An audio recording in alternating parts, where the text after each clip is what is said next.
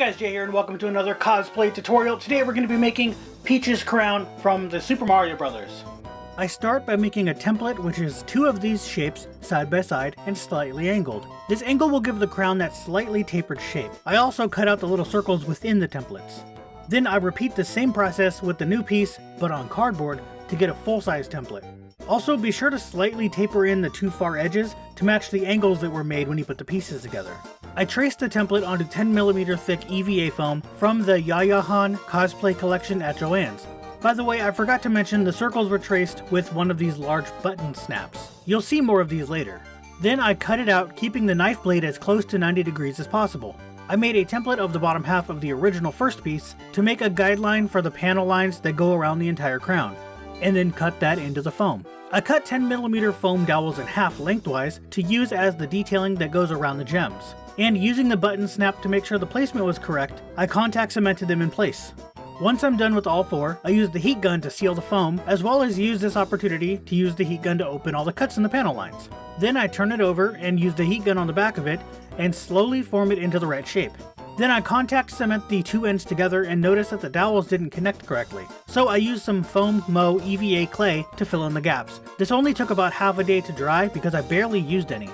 To seal the entire crown to be ready for paint, I decided to go with Mod Podge. Plastidip would have been better, but it's been way too cold lately and I couldn't use it. And while that dries, remember the button snaps? Well, here's 4 more of them painted with primary blue and real red acrylic paints.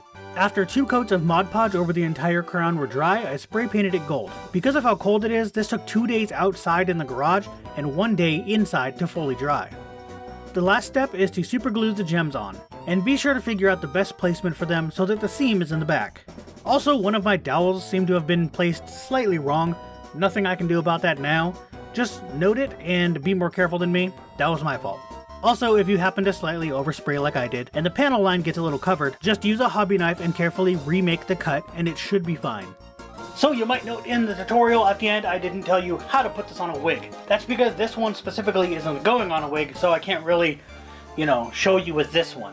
Nothing I can do about it, I'll just tell you. So there's a couple different ways that you can do it. The main way that I know of is alligator clips. I have no idea where mine are, so I can't really show you them. I've been looking for them, I can't find them. Whatever, they're lost. But I'll flash pictures up or whatever of what they are, and then you would just attach them to the bottom, and then they would clip onto the wig, or your hair, whatever. And then the second method is just a headband. So you just put it on a headband, just super glue it to a headband. You don't have to do really anything. Just super glue, Gorilla Glue, whatever you want, and then put the headband on over your wig. That's about it. There isn't much else you can do. I also don't normally wear hair ornaments with my cosplays, so it's really hard to say. But you can probably find on Google different ways to wear crowns of any kind and just apply it to this. Anyway, that's going to be it for this tutorial. If you like it, go ahead and give it that thumbs up, maybe subscribe for more, and I'll see you guys later.